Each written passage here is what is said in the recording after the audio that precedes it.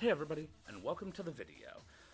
As you can tell, this is not the style of video that all my other videos have been, whereas those have been Twitch VODs. This is being recorded for a YouTube video, so that's a big step of progress in terms of content creation for my brand. Today we're doing our draft analysis for the draft league that I just joined, the VBA. The VBA is on the season 2. This is my first season in it, and I'm super psyched to be here. It's not my first draft league, but it is one of the first ones that I did that hasn't been run by me. When I was running draft leagues, I liked things to be really organized and thought out and executed well and all that business. And so the one that I did before this was not. Everything was kind of all over the place and it was hard to follow. But this one is. Everything was super easy to find whenever I had any questions. It was very easy to find answers.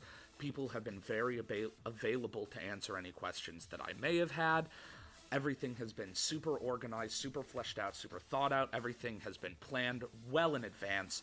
It's been a fantastic experience so far, even though we're so early into it. So I'm really, really excited for the rest of the season. I really like the people. I really like the style. It's going to be great, and I'm really excited, and I hope that you guys are also excited. So before we get into it, I just want to give you a rundown of how this league is going to work. So this league uses the VGC Season 9 rules, which means it's doubles and no more Ubers. Ubers were Season 8. We're past that now. In terms of the draft, which just happened this morning, which is obviously what we're going over, the way that it works is this. Every Pokemon has been put into one out of 4 tiers, based on how strong they are within the meta. So Tier 1 are the strongest ones, Tier 2 are a little weaker, and so on through Tier 3 and Tier 4. Each coach also gets 1 Gigantamax Pokemon. In the end, a coach gets 11 total Mons. They get 1 Gmax, 1 from Tier 1, 2 from Tier 2, 2 from Tier 3, and 1 from Tier 4. Then they get 4 free slots, which you have to fill, and you buy Pokemon from other tiers based on a point system. Every coach has 250 points, and Tier 1 Mons cost 100 points, Tier 2 Mons cost 75, Tier 3 Mons cost 50, and Tier 4 Mons cost 25. So, there are a bunch of different combinations you can do to fill up your 4 remaining slots. I just snagged 1 more from each tier because it was simple and it was easy to follow, and there were things from those tiers that I wanted and needed that extra slot for, so it turned out very well. Like I said, the draft happened this morning. If you want to watch the draft, the VOD is up over on Twitch at twitch.tv/ResResBerry. I'll put that down in the chat. Down in the description. Jeez.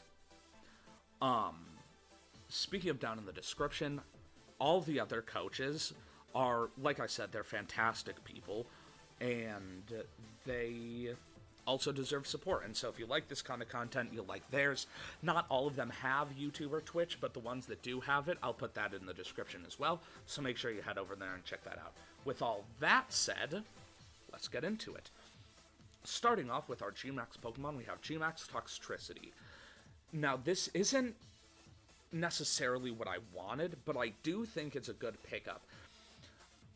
I didn't draft a Gmaxmon until really late into the draft because a whole bunch of things went completely haywire right off the bat.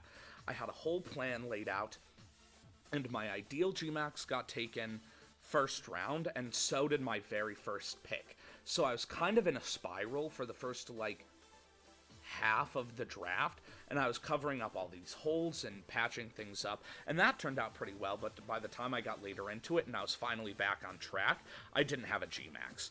So I was kind of left with what remained, and honestly, like I said, I'm surprised Toxtricity made it this far.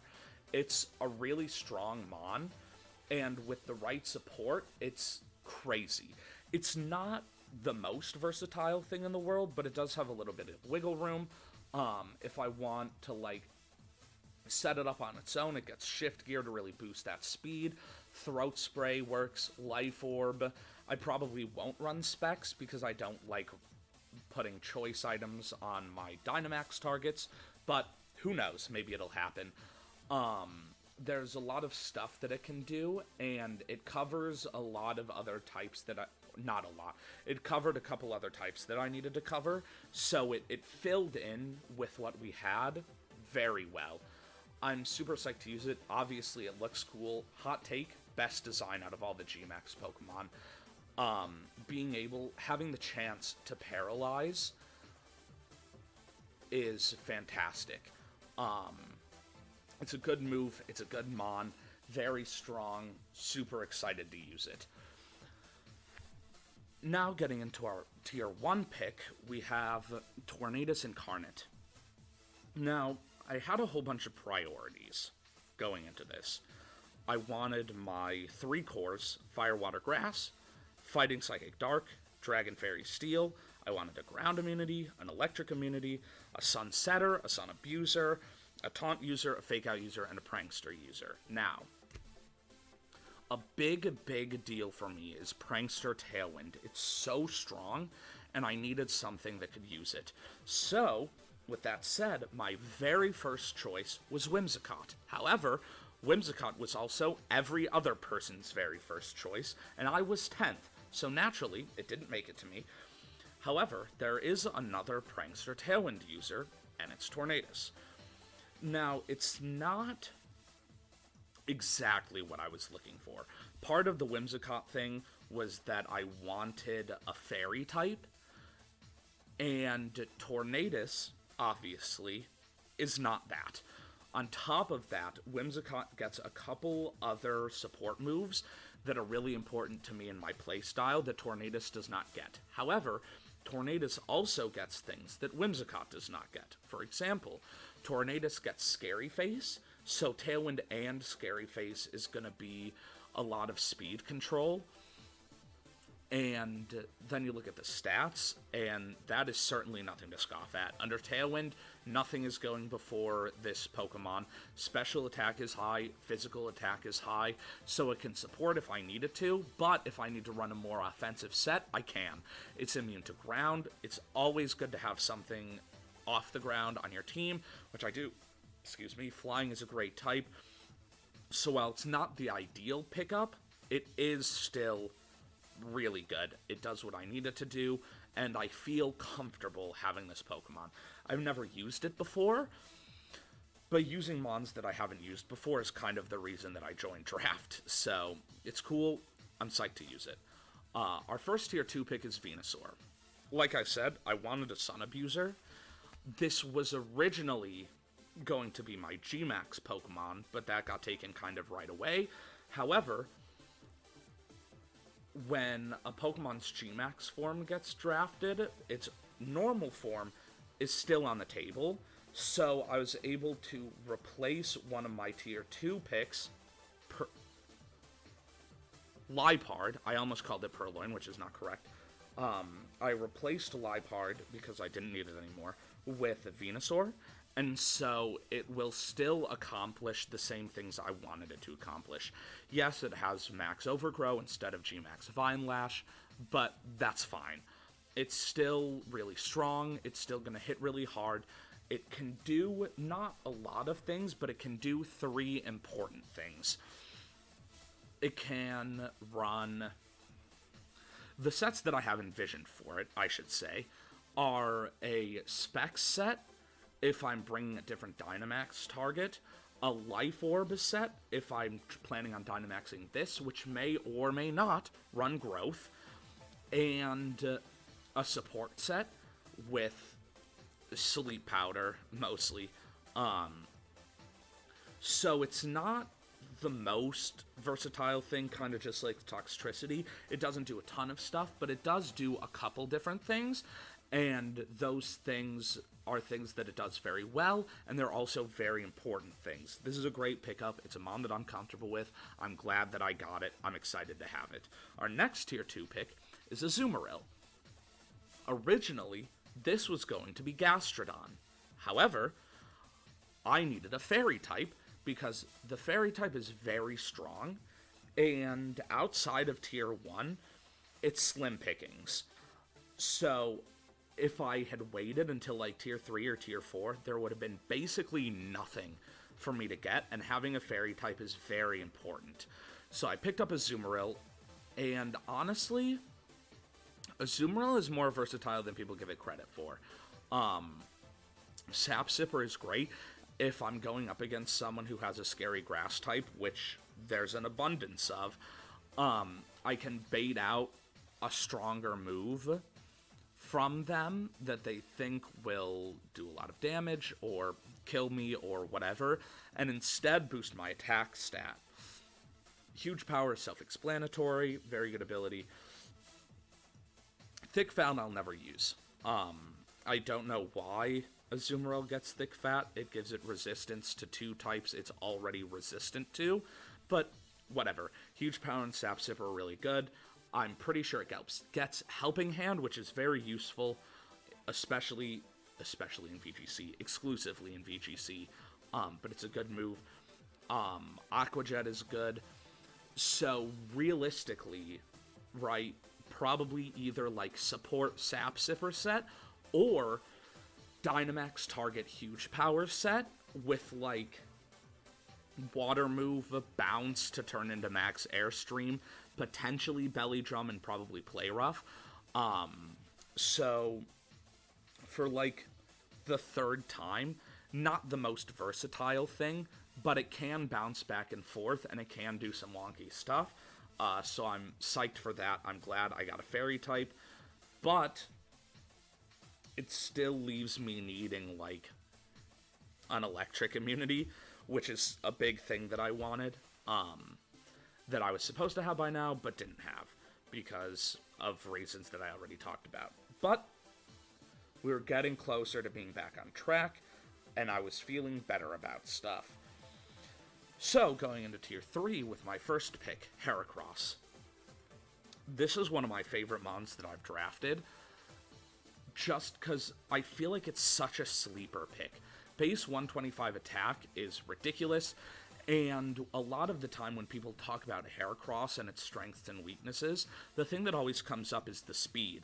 Because people are like, oh, Heracross is super slow. It's kind of not. Base 85 isn't great. It's under that really important base 100 benchmark, but it's certainly nothing to scoff at. And considering we have a Prankster Tailwind user that we can put next to it, it's gonna outspeed most things. Certainly not Regieleki, but, you know, it's up there. It'll be difficult to outrun. This mon is super straightforward.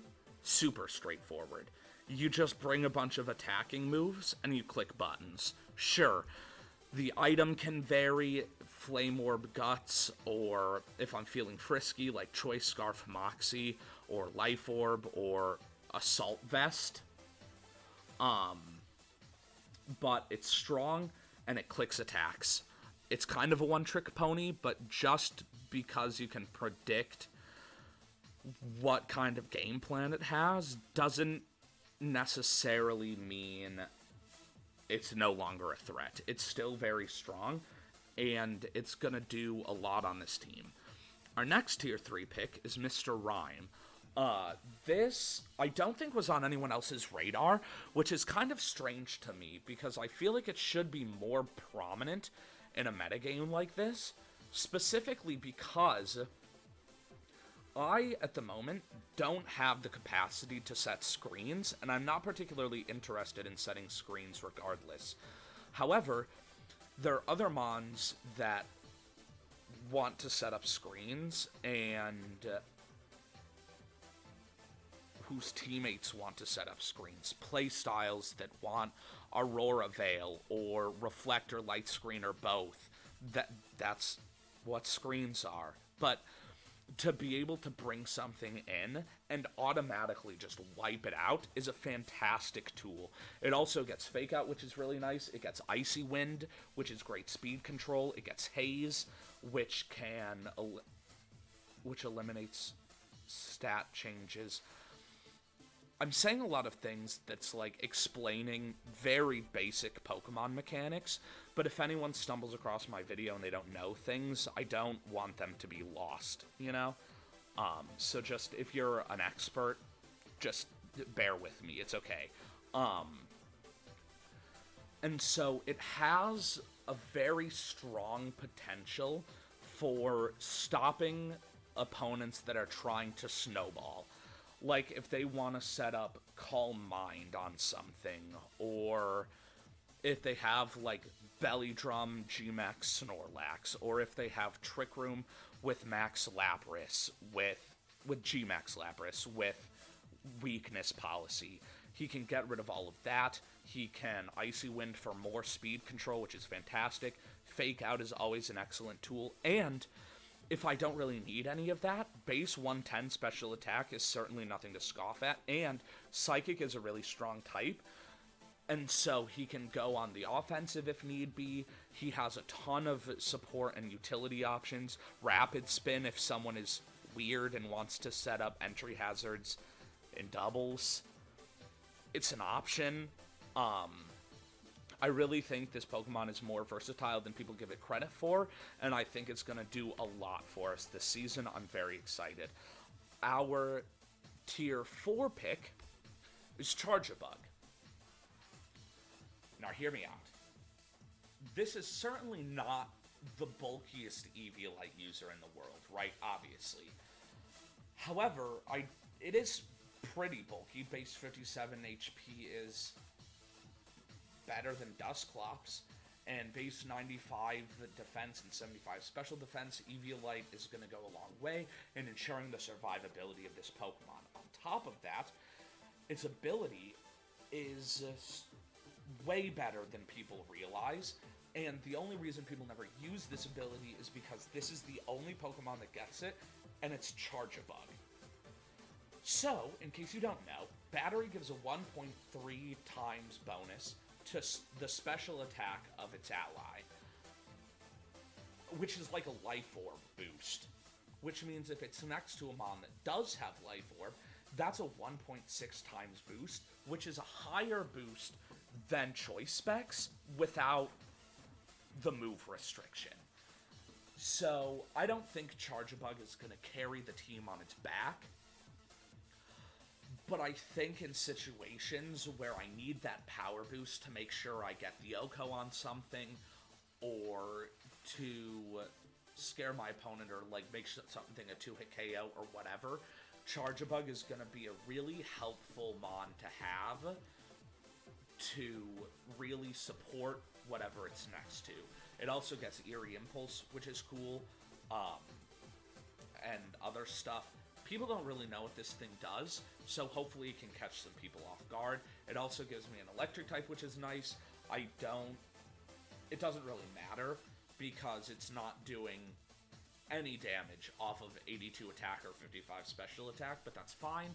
It doesn't really need to, but it's nice to have the coverage if it comes down to it. So, that's all our normal draft, and so now we get into our 4 free picks, starting with our Tier 1 pickup, Duraludon.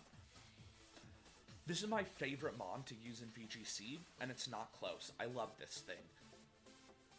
This is half the reason Whimsicott was my first choice, because having Fairy Dragon Steel on the field at the same time is super potent, and they work together really well. Look at that special attack. It's ridiculous. And then with Prankster Tailwind, and Whimsicott gets Fake Tears, which unfortunately Tornadus doesn't, but it's fine. It just crushes. However, we don't have Whimsicott. But it's fine, because this Mon is strong without it. Being able to ignore redirection is so important in a metagame like this, where there's Follow Me, Rage Powder, Ally Swap on every team, and being able to hit the Mon that I want to hit without anything getting in the way of that is crazy. Steel Dragon is also a super good coverage combination, because it smacks really strong types, like Fairy and Dragon, amongst other things, but those two are the big ones. And then it also gets fantastic coverage. It's not the greatest coverage in the world, but it does get some useful stuff, specifically Thunderbolt. Um, this thing is kind of a one-trick pony, if I'm being completely honest with you. When we bring it, it'll probably always be Life Orb, Flash Cannon, Draco Meteor, and 2 more moves. But it doesn't matter. Like I said with Heracross, just because you know what something wants to do doesn't mean it's not a threat anymore. The damage output on this Pokemon is very high, and it's going to do a lot of work. I expect this to be on most teams that I bring this season. It's very good. Our Tier 2 pickup is Ninetales. This one is pretty self-explanatory. I have Venusaur, and so I want a Drought user. And I can't use my Tier 1 pick to take Torkoal because I need other things. So, Ninetales it is. I don't think it's as inferior to Torkoal as people initially think. Of course, its damage output is significantly lower, but it doesn't really need to have damage output. That's not why I have it.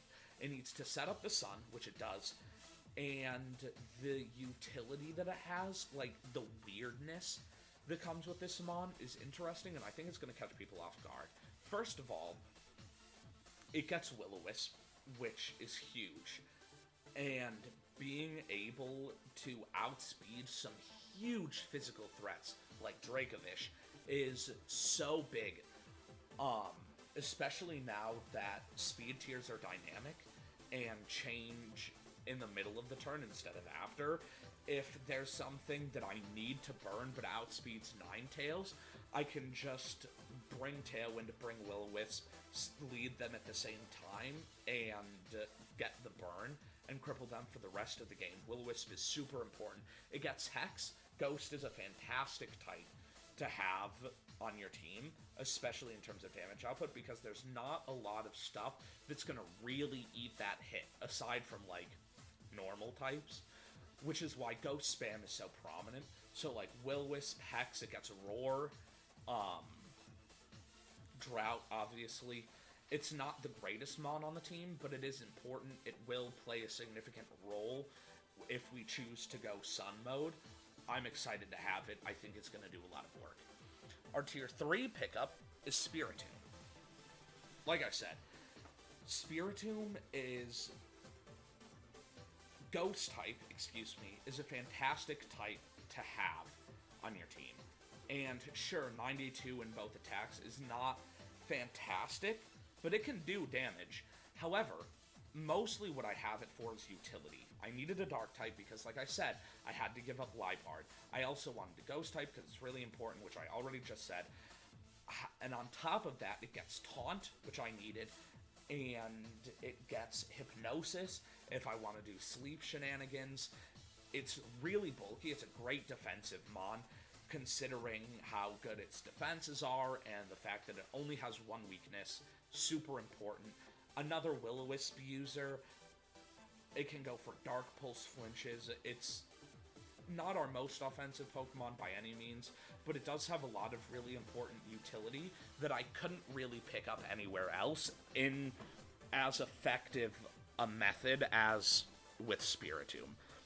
This is a really important pickup, and I'm glad that I got it, but I don't think it was luck. I just think this slipped below most people's radar, which is fair. Our last pickup is Sudowoodo. This is the worst one. Like I said, the draft kind of got thrown into a tizzy right out the gate. And while I did manage to get it back on track relatively quickly and get some good and important pickups, by the time I got to the end, I was missing one thing from my to-do list, which was an electric immunity. I didn't have one. And I wanted one because electric is really scary. And so I was looking through the ground types in Tier 4, because that's the only tier that I could use. but it wasn't really very successful. The best ground types were like Sandslash, Krokorok, and Stunfisk. So I didn't have a lot of options. However, Quagsire is in Tier 4, which is a good mon to have, because I keep wanting to call it Amnesia. It's not Amnesia. Oblivious, being able to ignore stat changes, is really important. Yawn is a great move in this format. The electric immunity, obviously, it's bulk, it's a great mon, and it got taken away. And there weren't any other good ground types. And so I had to look at the other types that I didn't have, which were rock and normal. And I was looking through those, and then it hit me, wait. It doesn't have to be ground type to be immune to electric. What if I got something that has lightning rod? And there was one lightning rod user in Tier 4. And it was Seeking. So naturally, I didn't want it, because Seeking is garbage. So I went back to looking at rock and normal types, and I narrowed it down to Sudowoodo and Exploud. And I was kind of torn, because neither of them are fantastic. However, Sudowoodo gets Rock Slide, which is a fantastic move in VGC, and it's base 30 speed, which is significantly slower than Exploud. And the reason that that's important is because we have some funky speed tiers on this team. And none of them are super slow. They're all kind of like middling, except for Spiritomb. But if someone sets Trick Room, I'm kind of just screwed. And Sudowoodo has counterplay to that. Brockhead, Choice Band, Head Smash is so strong. Rock Slide, like I said, is very strong. It gets Earthquake, which is good coverage. So even though its damage output is not the highest thing you'll ever see, it's still base 100 attack, which again is certainly nothing to scoff at, and with Choice Band, it can put out damage.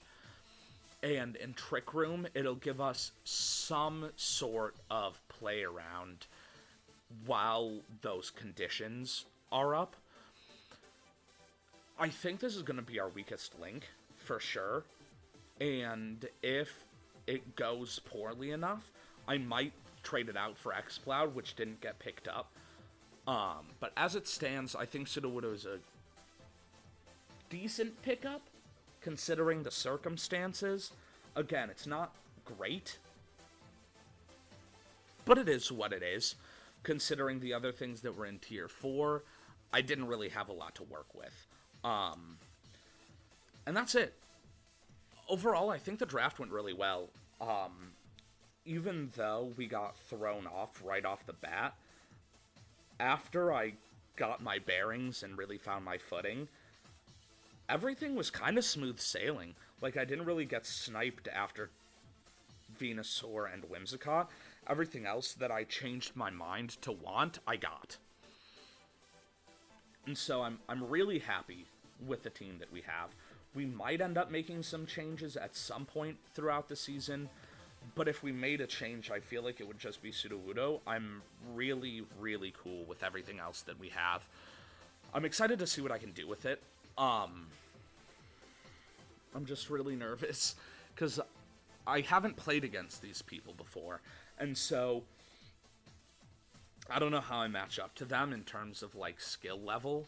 It's possible that we'll be a similar skill level, and I'll go, like, even, and it's possible there'll be a lower skill level, and I'll do really well, but it's likely that everyone here is better than me, because I just got into VGC, like, last year, and so I feel like I'm gonna take a lot of L's this season, if I'm being completely honest with you, but that's okay. Like I said, everyone here I really like a lot so far, and so even though I won't win very often, maybe, I'll still be getting good experience that I really need, and I'm for sure gonna have a lot of fun. And really, what more can you ask for, right? So I'm really excited to get into it. I hope you guys are really excited to get into it. I'm not going to be streaming the battles, but again, they will be up every Sunday. And so keep an eye out for those. Make sure you subscribe and ring the bell so you don't miss any of those if you're interested. And again, check the description for everyone else's YouTube, Twitch. They make great content, they're great people, and they deserve your support. And so don't forget to do that, and I will see you guys later. Peace out.